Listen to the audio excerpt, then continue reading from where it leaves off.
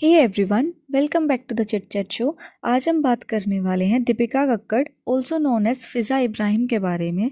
अभी जो दीपिका कक्कड़ है ना, इन्होंने अपने करियर की शुरुआत है वो करी थी ससुराल सिमर का शो से, जो 2011 में ऑन एयर हुआ था। अभी इसके बाद ना वो बिग बॉस में भी देखी गई थी, जिसमें उन्हें बहुत ज़्यादा फेम मिला। इनफैक्ट उन्होंने ट्रॉफी भी जीती थी।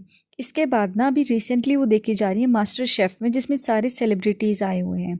अभी जो दीपिका कक्कड़ है ना, उन्होंने सबसे पहले शादी की थी रौनक नाम के लड़के से, जो एक पायलट थे प्रोफेशन से, और वो क्रिश्चियन भी थे।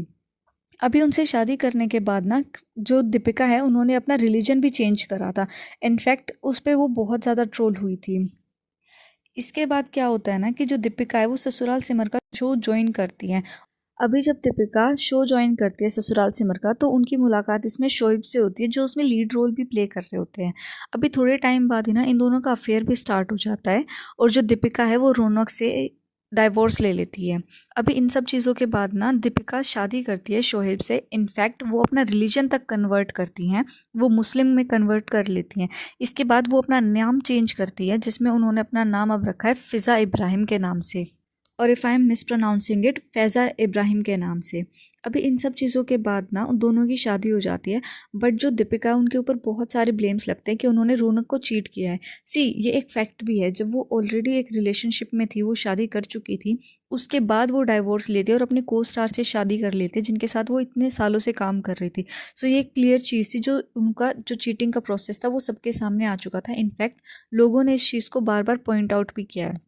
अभी इसके कन्वर्जन के बाद ना क्या होता है कि जो दीपिका है वो बहुत ब्यूटीफुली झूठ बोलने की ट्राई करती है कि हमारे दोनों ही रिलीजन्स को हम फॉलो करते हैं, मैंने कन्वर्ट नहीं किया है।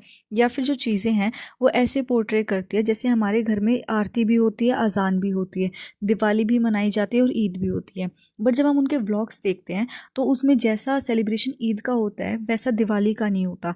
इनफैक्ट जो शोहेब है वो अजान करते हुए दिखते हैं, लेकिन जो दीपिका है या फिर फैज़ा या फिज़ा है, वो कभी भी आरती करते हुए दिखाई नहीं देती। और इस चीज़ को ना लोग बार बार पॉइंट आउट करते रहते हैं। इनफैक्ट ये भी बोलते हैं कि ये क्लियर और सबसे फेमस एग्जाम्पल बन चुका है लव जिहाद का। अभी इस सब चीज़ों के बाद क्या होता है ना कि जो दीपिका है उनके जो नेचर है उसमें बहुत ज़्यादा चेंज देखने को मिलता है। वो अपने आप को आइडियलाइज़ करने की कोशिश करती है परफेक्ट बहू के एग्जाम्पल से। इनफैक्ट वो हमेशा ही ये चीज़ ना पोर्ट्रे करने की कोशिश करती रहती है कि वो एक आइडियल बहू है। और उनके जो व्लॉग्स हैं वो मिसोजिनिस्ट टाइप के होते हैं। अभी जिन लोगों को मिसोजिनिस्ट का मतलब नहीं पता, तो मिसोजिनिस्ट उन लोगों के लिए यूज़ किया जाता है जो वुमेन को इन्फीरियर फील कराते हैं, या फिर उन्हें किसी भी तरीके से ये पोर्ट्रे करने की कोशिश करते हैं कि जो वुमेन है उन्हें घर रहना है, काम करना है, बच्चों की देखभाल करनी है। इन सब चीज़ों को मिसोजिनिस्ट थिंकिंग वाले लोग बोलते हैं। अभी इन सब चीज़ों में ना जो दीपिका है उनका भी पूरा पूरा हाथ है, क्योंकि वो अपने आप को आइडियलाइज़ करती हैं परफेक्ट बहू के तौर पे। इनफैक्ट वो बहुत ज़्यादा ओवर ड्रामेटिक भी हैं। उनके व्लॉग्स में वो बार बार इमोशनल होती, या फिर बहुत ज़्यादा ओवर ड्रामा करती हुई दिखाई देती हैं, या फिर वो बार बार अपने आप को सप्रेस्ड फील कराती हैं। ऐसा लगता है उनको देखकर जैसे उनके ऊपर बहुत ज़्यादा अत्याचार हो रहा हो। इनफैक्ट वो अपने आप को हाउसवाइफ बोलती है और सप्रेस दिखाती है। इनफैक्ट उनके पास लग्जूरियस घर है, कार्स हैं, यूट्यूब चैनल से वो अर्न कर रही है। इनफैक्ट अब तो उनका एक क्लोथिंग ब्रांड भी है। अभी रिसेंटली वो मास्टर शेफ़ में भी काम कर रही है, फॉरेन ट्रिप्स वो लेती है। तो वो हाउसवाइफ या फिर सप्रेस्ड कैसे हो सकती है? शादी के पहले के टाइम तक जब वो ससुराल सिमर में काम कर रही थी, या फिर जब वो बिग बॉस में भी देखी गई थी, तो वो बहुत ज़्यादा आउटस्पोकन थी, इंडिपेंडेंट थी और एक्सट्रोवर्ट थी। अपनी जो ओपिनियंस थे वो बहुत अच्छे से शेयर करती थी। बट शादी के बाद से वो बहुत ज़्यादा शांत रहती है और अपने आप को ऐसे पोर्ट्रे करती है जैसे संस्कारी बहुएं होती हैं, चुप रहना, कम बोलना, या फिर इंटरफेयर नहीं करना किसी की बात में। ये सब चीज़ें ना उनके नेचर में बार बार देखी जा रही है। इनफैक्ट उनकी ना एक कोई क्लोज वन थी नेहा फैज़ी करके, जिनके साथ उनके रिलेशंस अब ठीक नहीं है। तो उन्होंने ना बार बार यूट्यूब पे ना ये फ़ोटोज़ वगैरह वीडियोस पोस्ट करी है, जिनमें वो दीपिका की फ़ेक लाइफ के बारे में बात करती हैं। हालांकि नेहा ने ये बहुत ज़्यादा करा है, वो हर व्लॉग में, हर दूसरे पोस्ट में उन्हीं की बात करती है। ऐसा लगता है कि वो फेम लेने की कोशिश कर रही है। बट जो नेहा फैज़ी है ना, उन्होंने इन सब चीज़ों के बारे में बात की है कि जो दीपिका है उनको पहली शादी से रौनक के साथ एक बेटी भी है, जिसको उन्होंने अबेंडन कर दिया है।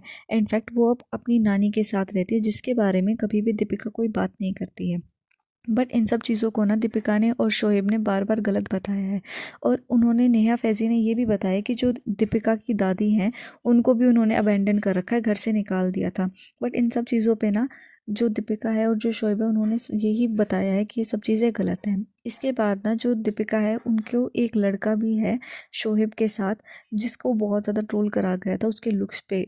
इनफैक्ट ये चीज़ बहुत ज़्यादा गलत है कि वो जो बेबी अभी आया ही है इस दुनिया में, उसको उसके लुक्स के लिए ट्रोल करा जा रहा है। जो लुक्स हैं वो किसी के हाथ में नहीं होती, ये सब चीज़ें नेचुरल होती है, गॉड गिफ्टेड है। अभी ज़रूरी नहीं कि हर एक इंसान के फीचर्स हैं वो अच्छे होंगे, या फिर जो बेबी अभी आया ही है इस दुनिया में वो बिल्कुल परफेक्ट दिखता होगा।